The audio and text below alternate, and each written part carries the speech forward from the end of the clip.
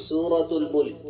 پناہ مانگتا ہوں میں اللہ کی شیطان مردود سے، اللہ کے نام سے جو بڑا ہی مہربان اور رحم کرنے والا ہے۔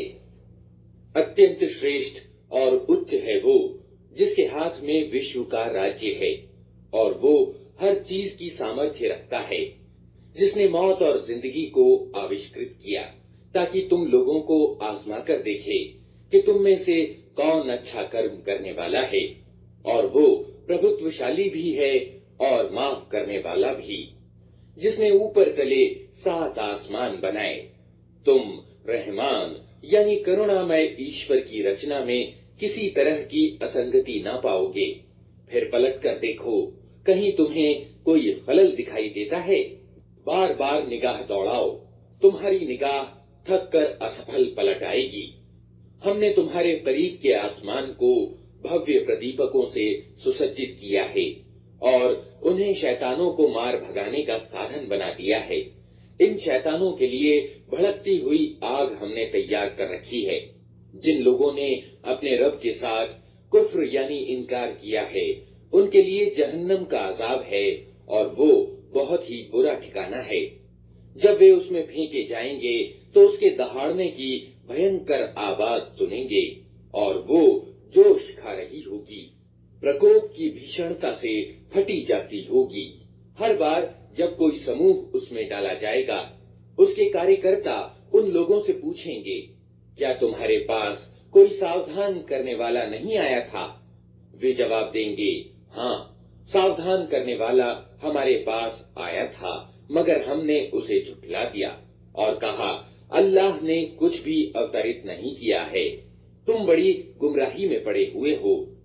اور وہ کہیں گے، کاش ہم سنتے یا سمجھتے تو آج اس بھڑکتی ہوئی آگ کے بھاگیوں میں نہ شامل ہوتے۔ اس طرح وہ اپنے دوش کو خود سویکار کر لیں گے۔ پھٹکار ہے ان دوزخ والوں پر۔ جو لوگ بنا دیکھے اپنے رب سے ڈرتے ہیں، یقیناً ان کے لیے معافی ہے اور بڑا بدلہ۔ تم چاہے چپکے سے بات کرو یا اونچی آواز سے، اللہ کے لیے سمان ہے، وہ تو دلوں کا حال تک جانتا ہے۔ کیا وہی نہ جانے گا جس نے پیدا کیا ہے؟ حالانکہ وہ سوکشم درشی اور خبر رکھنے والا ہے۔ وہی تو ہے جس نے تمہارے لیے زمین کو وشیبھوت کر رکھا ہے۔ چلو اس کی چھاتی پر اور کھاؤ اللہ کی روزی، اسی کے یہاں تمہیں پنہ جیوت ہو کر جانا ہے۔ کیا تم اس سے نشچنت ہو کہ وہ جو آسمان میں ہے تمہیں زمین میں دھسا دے اور اچانک یہ زمین جھکولے کھانے لگے؟ کیا تم اس سے نشچنت ہو کہ وہ جو آسمان میں ہے تم پر پتھراؤ کرنے والی ہوا بھیج دے؟ پھر تمہیں معلوم ہو جائے گا کہ میری چیتاونی کیسی ہوتی ہے۔ ان سے پہلے گزرے ہوئے لوگ جھٹلا چکے ہیں، پھر دیکھ لو کہ میری پکڑ کیسی سخت تھی۔ کیا یہ لوگ اپنے اوپر اڑنے والے پکشیوں کو پنکھ پھیلائے اور سکوڑتے نہیں دیکھتے؟ رحمان یعنی کرونامئے ایشور کے سوا کوئی نہیں جو انہیں تھامے ہوئے ہو، وہی ہر چیز کا نگہبان ہے۔ بتاؤ آخر وہ کون سی سینا تمہارے پاس ہے جو رحمان کے مقابلے میں تمہاری سہایتا کر سکتی ہے؟ واستوکتا یہ ہے کہ یہ انکار کرنے والے دھوکے میں پڑے ہوئے ہیں۔ یا پھر بتاؤ کون ہے جو تمہیں روزی دے سکتا ہے اگر رحمان اپنی روزی روک لے؟ واستو میں یہ لوگ سرکشی میں اور حق سے منہ موڑنے پر اڑے ہوئے ہیں۔ بھلا سوچو، جو ویکتی منہ اوندھائے چل رہا ہو وہ زیادہ صحیح راہ پانے والا ہے یا وہ جو سر اٹھائے سیدھا ایک سمتل سڑک پر چل رہا ہو؟ ان سے کہو اللہ ہی ہے جس نے تمہیں پیدا کیا، تم کو سننے اور دیکھنے کی شکتیاں دیں اور سوچنے سمجھنے والے دل دیے، مگر تم کم ہی کرتجتا دکھاتے ہو۔